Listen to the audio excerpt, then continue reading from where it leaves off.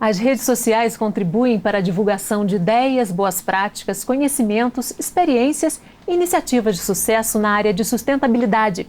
As pesquisas já mostraram que boa parte dos internautas e usuários de mídias digitais tem por hábito validar e difundir atos que consideram politicamente corretos. Mas em que medida as ideias debatidas nesses espaços de comunicação são capazes de fomentar mudanças e práticas na vida real?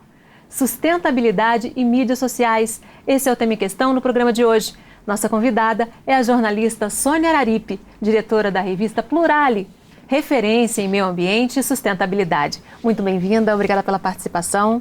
Obrigada, faz uma alegria estar aqui com vocês hoje. Vamos começar então com a definição do que é sustentabilidade? Esse é um termo que, não sei se as pessoas notaram, isso foi mudando, né? Foi mudando. Se falava em meio ambiente, se falava em socioambiental e depois passou a se falar de sustentabilidade.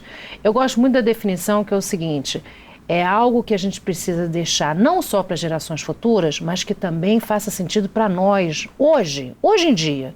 Né? Porque não faz sentido se deixar só para os filhos e netos, enfim, o que a gente viver aqui, né, não for legal, não for sustentável. E eu gosto muito daquela imagem, negócio da varinha de pescar. Você dá a varinha de pescar para a pessoa e vai lá, pega o peixe e tal. Mas você já pensou naquele peixe? O que você está tirando dali? De que forma que você está pescando? Então eu acho que é todo um contexto, é toda uma lógica que tem que ser repensada.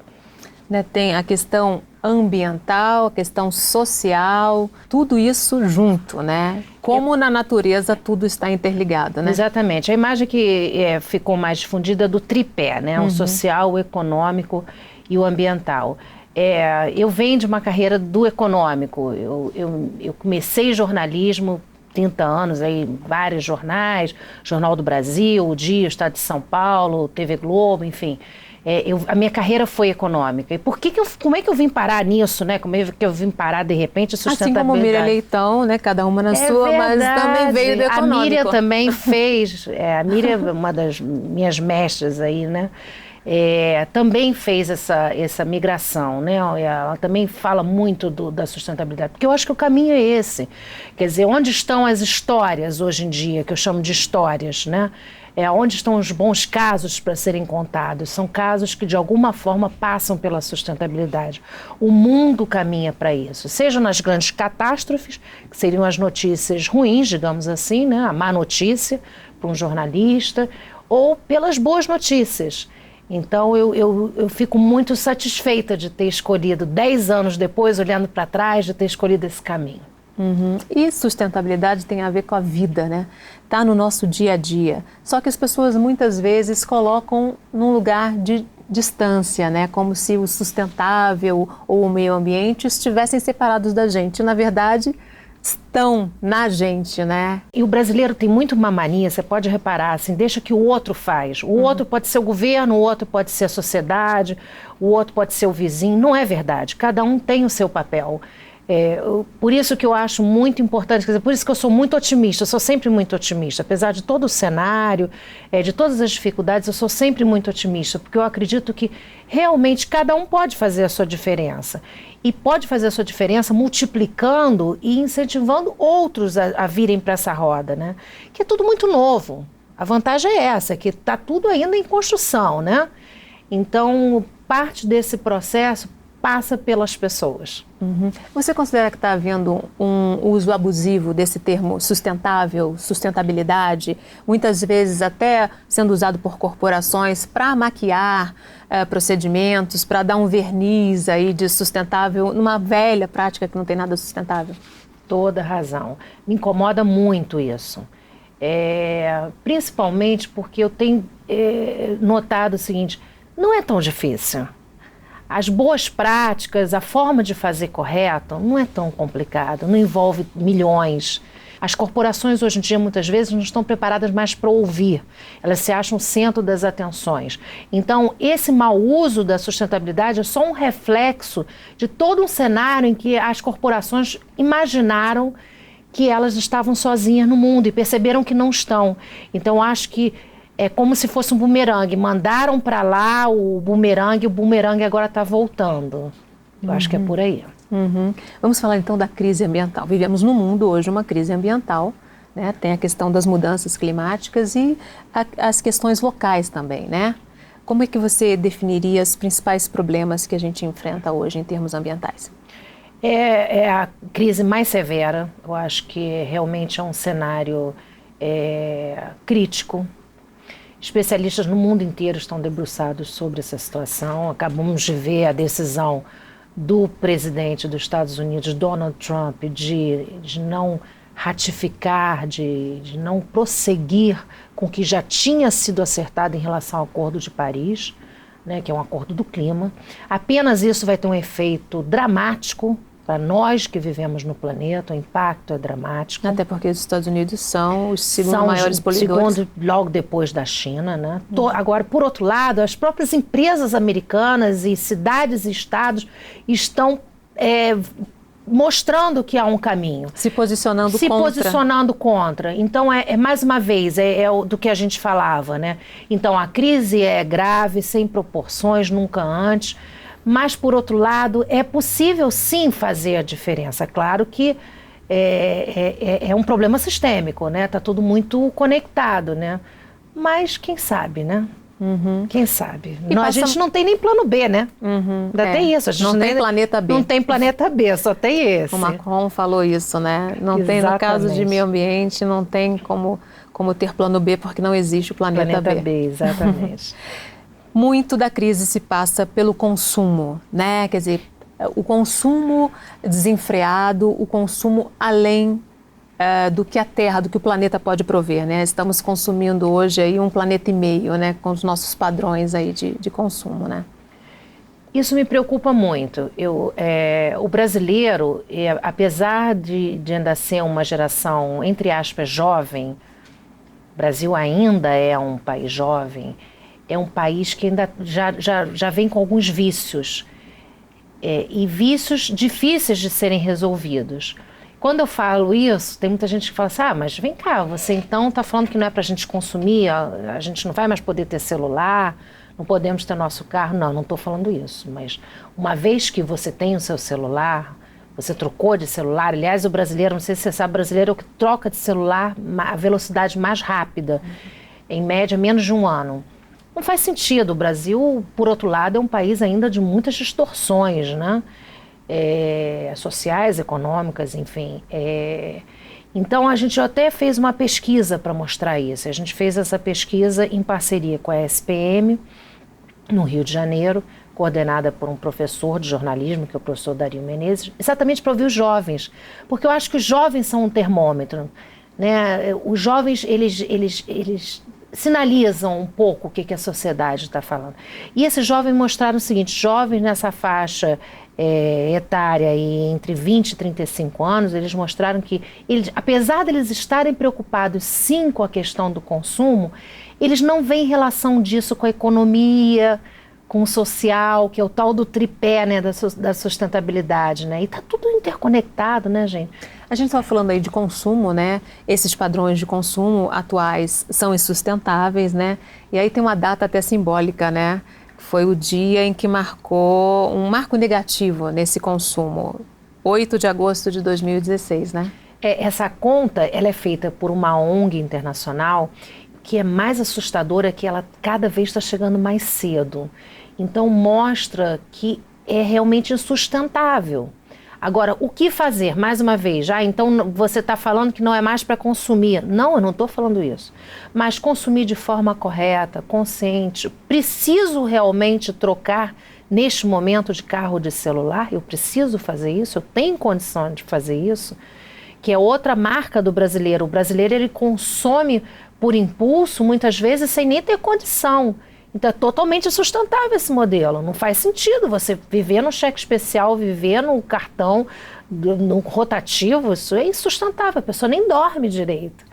Agora, por outro lado, você fazendo isso de forma consciente, você compartilha, você é capaz... Esse é um novo modelo, né? Um modelo de compartilhar, né? Não precisamos todos ter carro, não precisamos todos ter bicicleta. Não precisamos todos ir para um motel. Aí já entramos nesse novo padrão colaborativo que é facilitado pelas mídias sociais, né? Eu acho genial isso, né? A revolução, quando eu comecei em jornalismo, nos anos 80, não existia nem computador. Eu sou da geração pré-computador, eu peguei o computador começando da máquina de escrever. Carbono. Eu acho que nos reinventamos, né? Nós, jornalistas, nos reinventamos. Mas a grande revolução foi uma revolução que não é de equipamento, é uma revolução da forma de pensar. E essa conexão por rede é uma conexão horizontal que ela permite, por exemplo, eu entrevistar uma pessoa do outro lado do planeta, seja no Japão, na China, onde for, por internet ou por Skype ou o que seja.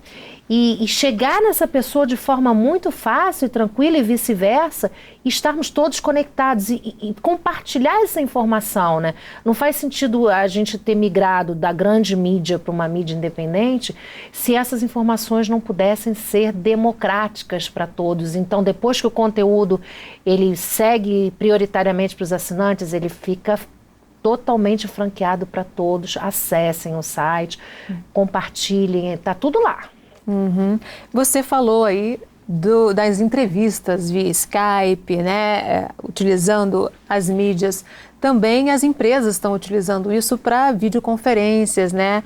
E isso, por si só, é uma utilização prática, né, das novas mídias digitais, que evita o gasto de combustíveis fósseis, né, com o deslocamento de carro, de avião. Você não precisa, para ter uma reunião, né, que todo mundo de fato se desloque, pegue o trânsito, engrosse as fileiras aí dos engarrafamentos, né? Isso é uma utilidade prática, né? Para entrevistar também, você hoje consegue as barreiras de tempo e espaço, né? Exatamente. Sendo vencidas. Isso é um espetáculo, assim, porque um dos principais problemas é realmente o problema da emissão, a questão do clima, das emissões. Isso é um problema seríssimo, provocado muitas vezes não só por fábricas, mas também pelo nosso dia a dia, o que você falou do avião, do carro, né? De todos terem que estar ao mesmo tempo no mesmo local. Então, todas as experiências de home office, de compartilhamento, todas as experiências, cada vez mais elas vão resultar, elas já têm resultado em possibilidades infinitas. Isso é que é sustentabilidade, né? A sustentabilidade é o dia a dia. Não é só você pintar o muro da creche, nem você abraçar uma árvore. É você repensar o seu dia a dia, o seu como pessoa, ou de uma empresa, ou de um governo, de forma que aquilo faça sentido dentro da nova economia que eles chamam de baixo carbono, né? É por aí. Uhum. E aí, voltamos a falar da questão do consumo colaborativo, né? Temos exemplo já no Rio das bicicletas de aluguel, lá fora tem a questão dos automóveis de aluguel, né? Você dá uma utilidade, você não precisa ter um carro para usar uma vez por dia. Aquele carro você pode utilizar e outra pessoa utilizar quando você não estiver utilizando, né? É o caso das bicicletas, né? E também se criam outras formas de compartilhamento, inclusive de máquinas, né? Você não precisa ter uma máquina para usar uma vez, você pode compartilhar. Tem um conceito muito novo, que é algo que foi lançado na Holanda, que fala em economia circular.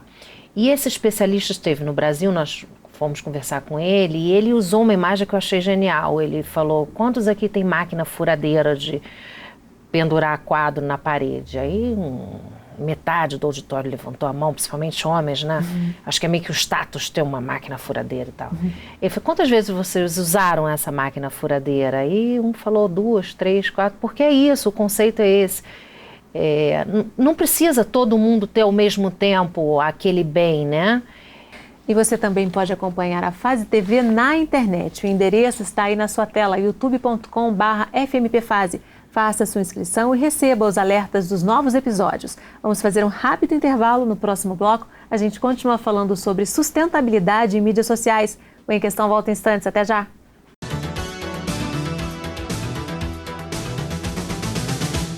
Em Questão. Oferecimento Viterbo Estofados. Nossos móveis, seu estilo. Em Questão. Oferecimento Viterbo Estofados. Nossos móveis, seu estilo.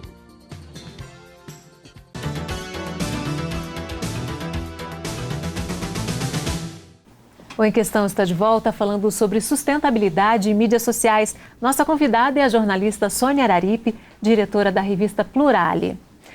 Sônia, você estava falando no bloco anterior que o desafio não é mais reciclar é necessário, todo o pensamento sobre o consumo é necessário, mas tem que se pensar toda a produção, não é isso? Todo o processo.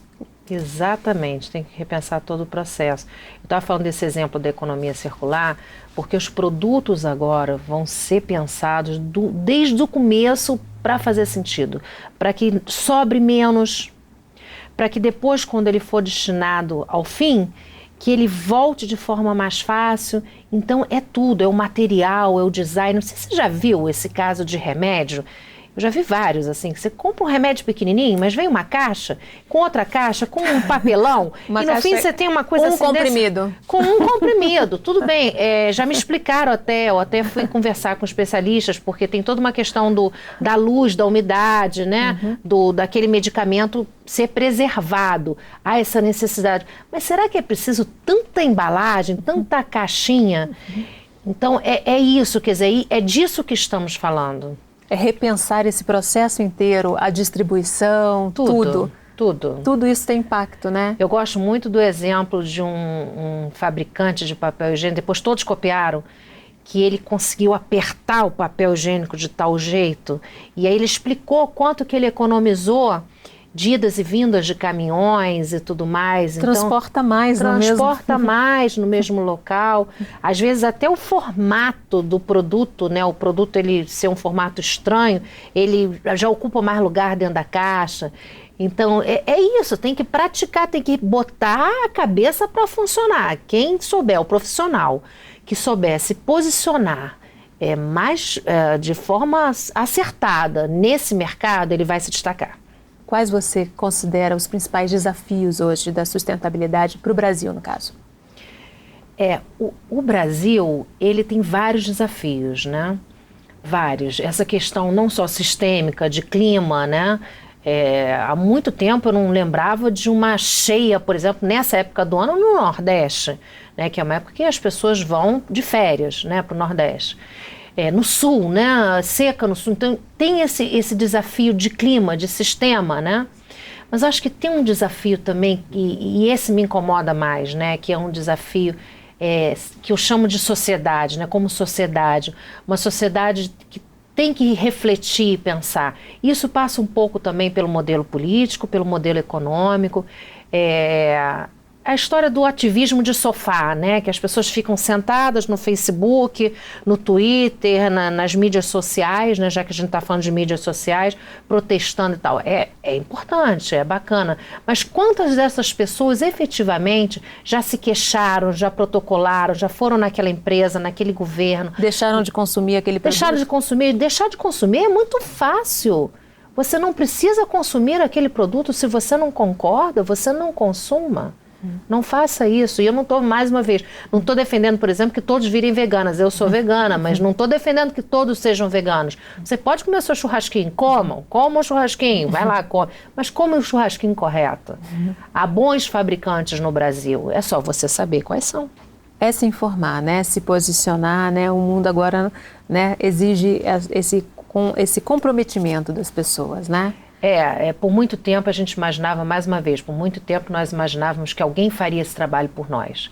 Acabou, o recado é esse. Cada um faça o seu trabalho. Leia os rótulos, cobre. Leia uma declaração, se prometeu que ia ajeitar a sua rua, o saneamento, enfim, para essa semana, cobre. Não é só a imprensa que tem que fazer isso. Nós, imprensa, também devemos puxar um pouco esse motor. Mas não somos só nós. Cada um pode fazer o seu papel. Essa é a boa notícia. Só vão sobreviver as empresas, os governos e as pessoas capazes de responder a essas questões. Quem não for, está fora do mercado. É uma questão de exercer cidadania. Isso é exercer cidadania, né? Isso é exercer cidadania, exatamente. Que por muito tempo é parte de um processo. Nós não fomos habituados. Nós, na escola... E aqui a gente está falando numa TV que tem esse foco de educação, nós na escola fomos habituados a ouvir, aprender, reproduzir, e não fomos ensinados a pensar, a refletir, a cobrar, a praticar a cidadania, né? Eu acho isso muito importante, ensinar os jovens. Eu adoro quando eu vejo jovens praticando cidadania, né? Sendo voluntários, engajados em causas, né? Nem tudo é dinheiro, gente. Dinheiro é bom, é importantíssimo, mas nem tudo é dinheiro, né? Então, nesse novo modelo, quem for capaz de se posicionar, refletir e participar cada vez mais, eu adoro a palavra, pertencimento. Eu sou do tempo que as palavras tinham força. A palavra que eu mais gosto hoje em dia, mais do que compartilhar, é pertencer. Você pertence a Petrópolis, você tem que fazer parte desse contexto. A gente está num momento de mudança mesmo, não só das mídias sociais, como desse modelo de participação no mundo, né? Eu recomendo, quem ainda não leu, leia o livro A Era do Imprevisto, é do professor Sérgio Abranches. O Sérgio Abranches é muito parceiro nosso, é um dos nossos gurus. O que esse livro diz? Esse livro diz que é uma crise, ele chama de imprevisto porque você não imagina muito o que tem por trás dessa crise, mas por outro lado há soluções. É lógico que tem um peso muito forte da economia, né, do dinheiro. Eu também, mais uma vez, não estou defendendo que não se explore o pré-sal, não é isso, acho que o pré-sal é uma riqueza, mas como explorar, como fazer, né? Então é essa nova forma de pensar e pensar do início. Então acabamos de vir de uma experiência da Amazônia que eu adorei conhecer, que é uma usina hidrelétrica. A usina hidrelétrica, para quem não sabe, antes mesmo dela gerar energia, ela gasta muita energia com todo aquele transporte, com aquele cimento, questão do rio e tal. E na Amazônia, que é polêmico, é muito polêmico, e essa empresa, essa grande empresa multinacional, ela pensou o seguinte: antes de fazer a usina, ela fez uma planta solar. Olha que bacana, na Amazônia tem muito sol, então eles fizeram essa planta e a partir da energia gerada da planta solar, eles começaram a construir a usina. Qual o impacto das redes sociais hoje? É muito forte, eu acho que para o bem e para o mal. E aí vai um recado para os futuros jornalistas e para quem já é jornalista, né? Eu acho que tem que ter uma dosagem nisso. É importantíssimo. As mídias sociais, graças a Deus, não há mais controle. Graças a Deus, não existem controles. É uma sociedade completamente sem controle. Do ponto de vista de que o que você posta ali imediatamente sai. Em potencial, são milhares, milhões de pessoas que podem passar aquela informação. Agora, de que forma que essa informação é passada? Ela é verdadeira? Ela não é verdadeira? Então, assim, um recado para os futuros jornalistas: não embarquem em qualquer onda, porque aquilo que você acredita que é verdade pode não ser verdade. Chequem, a primeira lição do dia para um jornalista quando ele entra: chequem a informação, liga para aquele lugar, é verdade? Você viu outro dia, eu não sei se você recebeu uma mensagem de que uma idosa tinha sido atropelada por um bichinho no shopping, aqueles bichinhos que andam motorizados. Eu tive o trabalho de pesquisar, foi dificílimo, não tinha imagem, não tinha nome da idosa, mas eu fui pesquisar. Não foi atropelada. Quer dizer, o bichinho tropeçou, trombou nela, não sei nem qual o verbo correto, mas enfim, ela foi atingida de certa forma e foi levada por precaução para saber se ela não tinha realmente se machucado, enfim. Mas aí a manchete passa a ser: idosa é atropelada no shopping, né? Pode acontecer, pode, mas chequem a informação, pelo amor de Deus. O que mais acontece são boatos e informações imprecisas, digamos assim, sendo replicadas, né? Me incomoda demais isso de replicar, né?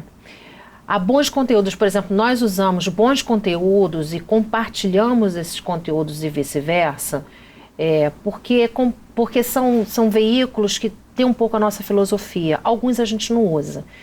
E aí não é nenhum preconceito, não, é porque realmente eu acho que não checam direito e só vão...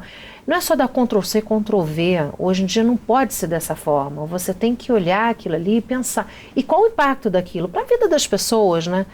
Você me pediu até para falar um pouquinho sobre os jornalistas, a gente hoje tem aqui futuros jornalistas na plateia. Eu queria que você falasse um pouquinho sobre essa nova geração que está entrando no mercado, que vem já da prática, né, das mídias sociais, desse mundo digital. sai vantagem de largada tremenda, né? Porque quando a gente começou, e já estou me sentindo uma idosa aqui, mas enfim, quando a gente começou realmente por não ter o computador, era necessário, era um exercício muito mais difícil. As primeiras páginas dos jornais antigamente, elas eram completamente diferentes. Hoje em dia, com raríssimas exceções, os jornais são muito parecidos, com exceção de um foro ou de outro. No entanto, apesar deles saírem com muita vantagem do ponto de vista de tecnologia... Ou de poder acessar, checar. De poder acessar, checar. Eu acho que eles ainda têm uma desvantagem do ponto de vista de que eles não tiveram o hábito, nosso hábito de conversar, de ouvir. São jornalistas que ainda estão aprendendo esse ofício, porque é um ofício, né? As boas notícias, elas não vão chegar por e-mail. As boas notícias não chegam, nem as más notícias.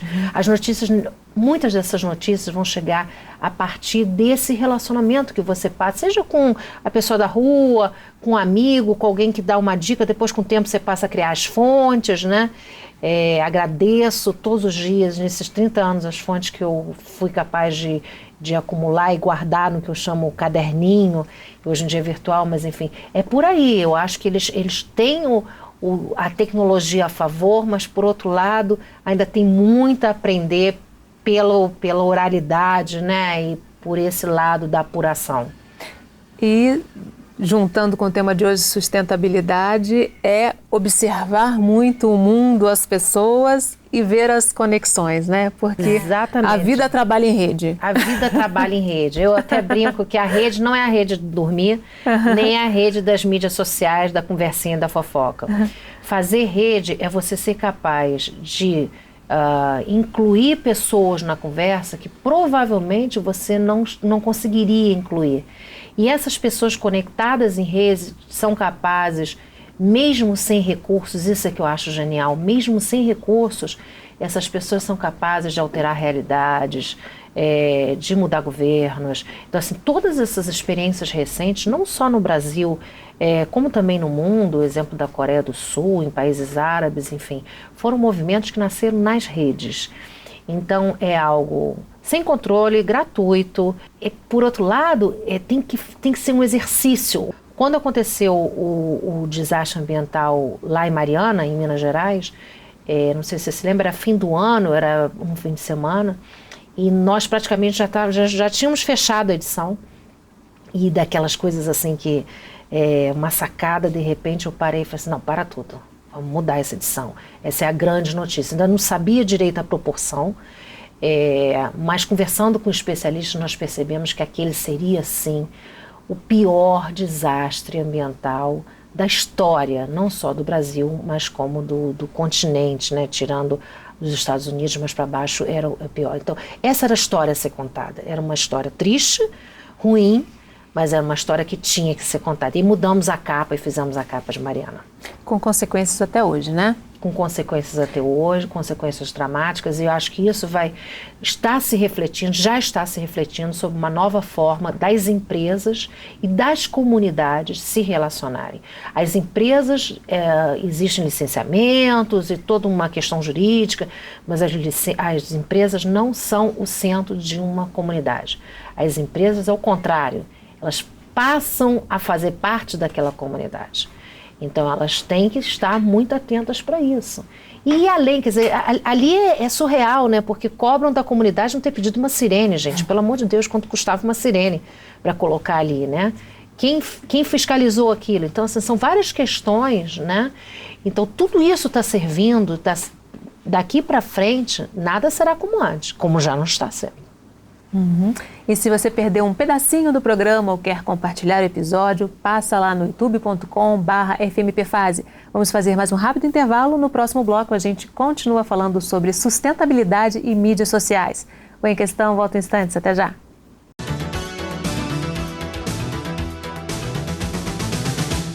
Em Questão. Oferecimento Viterbo Estofados. Nossos móveis, seu estilo. Em Questão. Oferecimento Viterbo Estofados. Nossos móveis, seu estilo.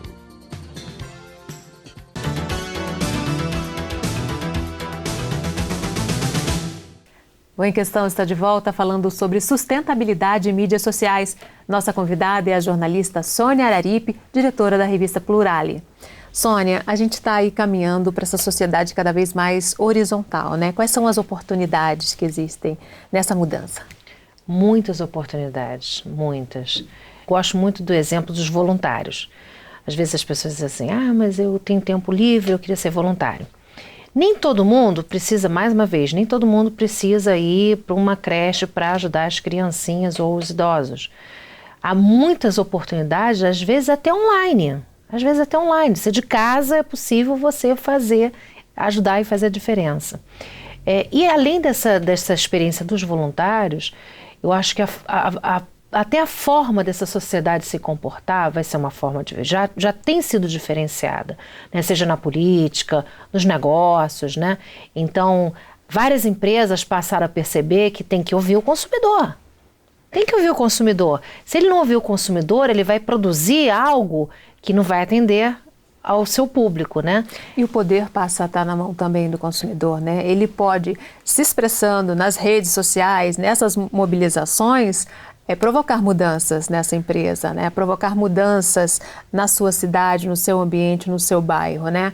Se alguém prometeu alguma coisa e não cumpriu, ele pode dar essa resposta de forma imediata, em tempo real, né? Por muito tempo se imaginava que o computador na mesa, no trabalho, em casa, ele ia fazer diferença. Hoje em dia já ficou claro que o celular é a principal arma, seja do cidadão ou de qualquer outra pessoa, né? A tal do praticar a cidadania. Então, você está andando pela rua, você viu um buraco, você já fotografou, já filmou, já mandou e aquilo já foi para a mídia.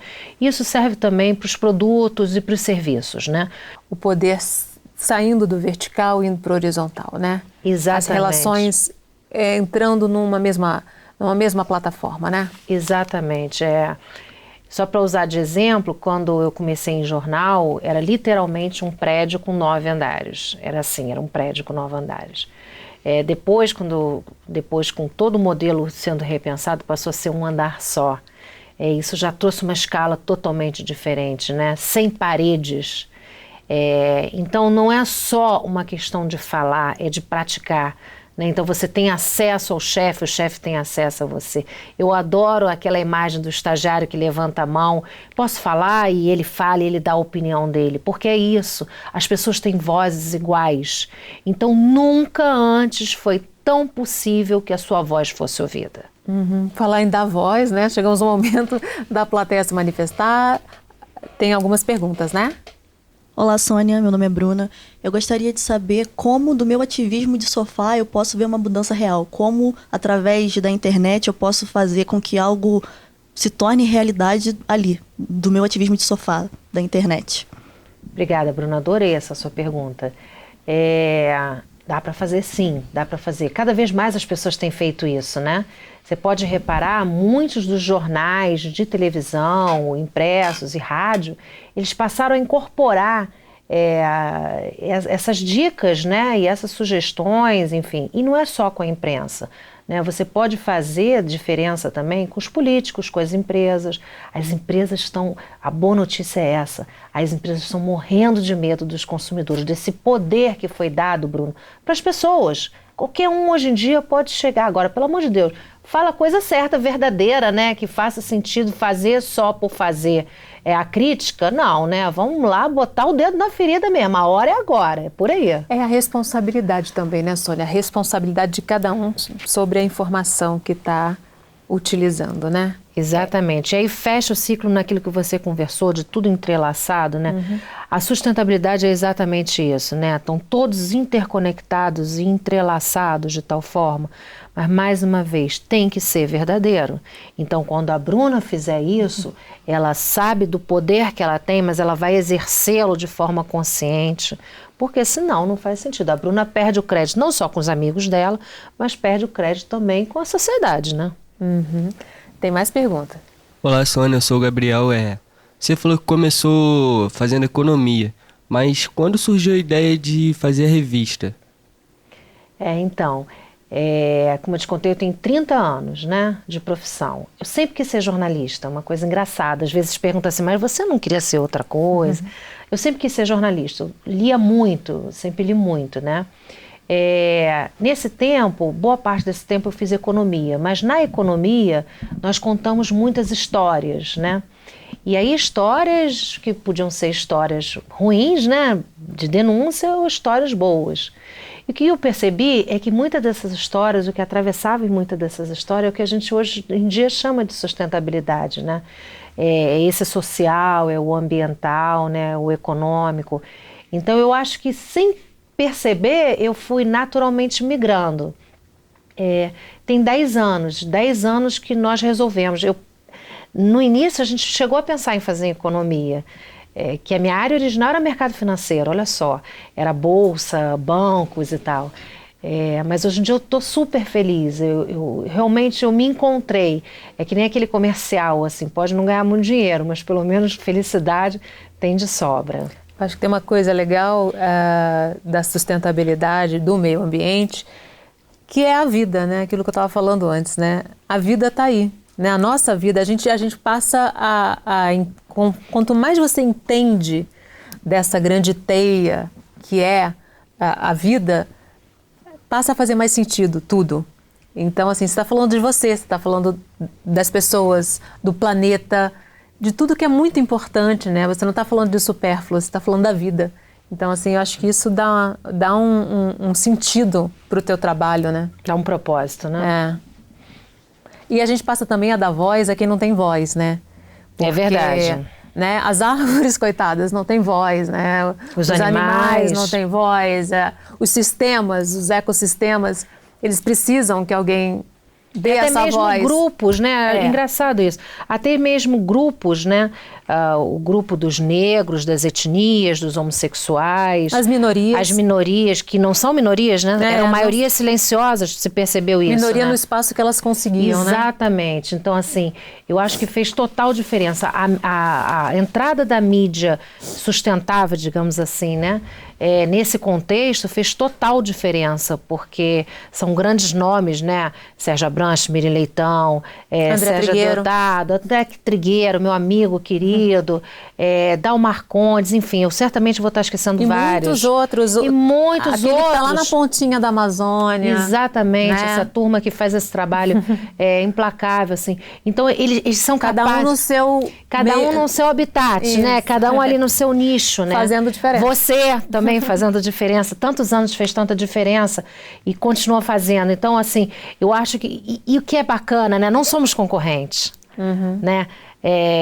Isso aqui é um retrato disso, né? Nós não somos concorrentes. É possível conviver. Eu sempre digo que somos complementares.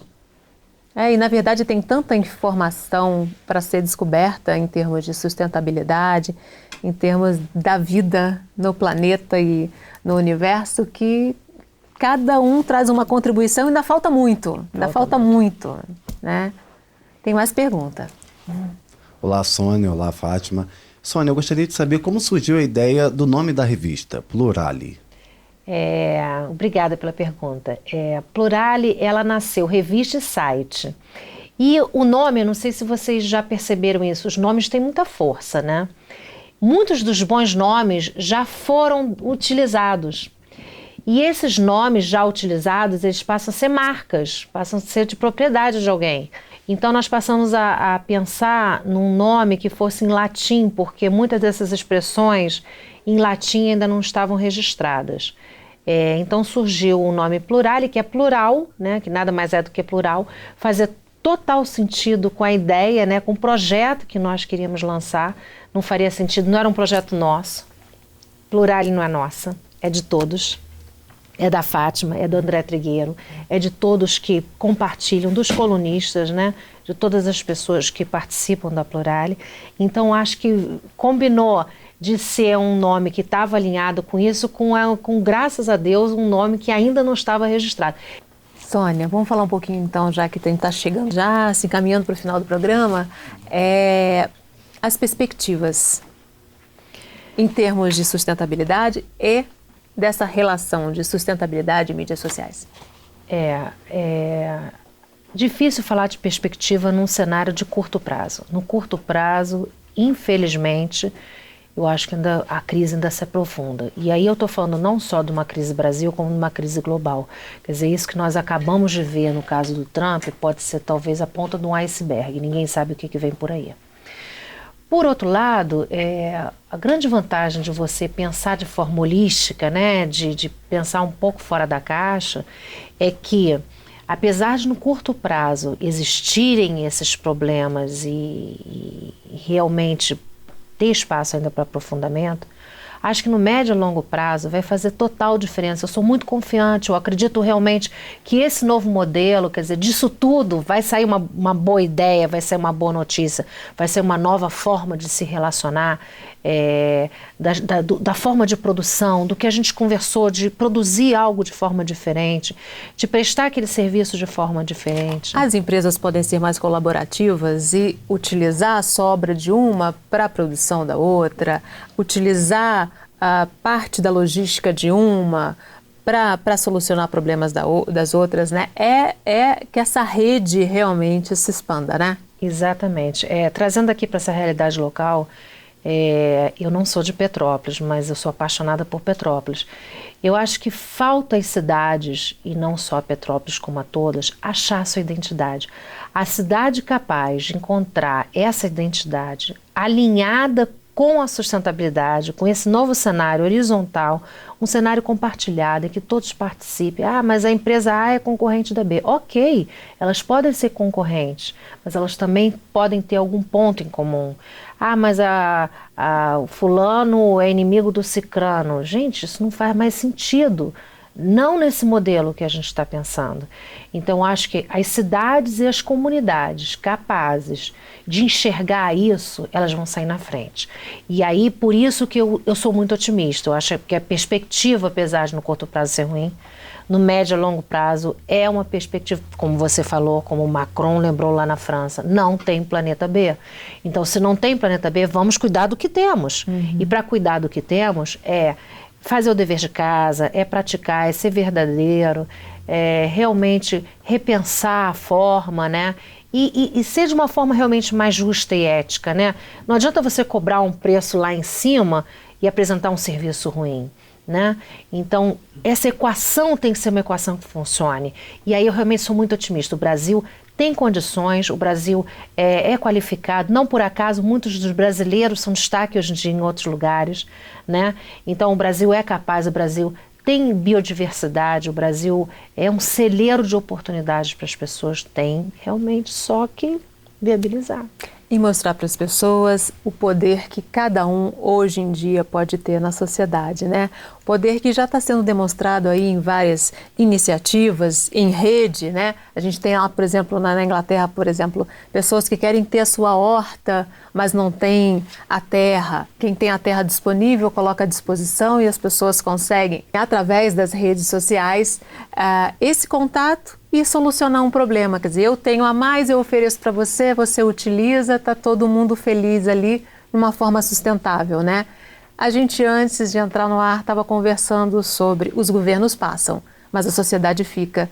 É a sociedade perceber que ela tem esse poder e que ela pode fazer a mudança, né? Exato. Eu detesto a palavra empoderamento, mas também não encontro outra capaz de expressar isso, né?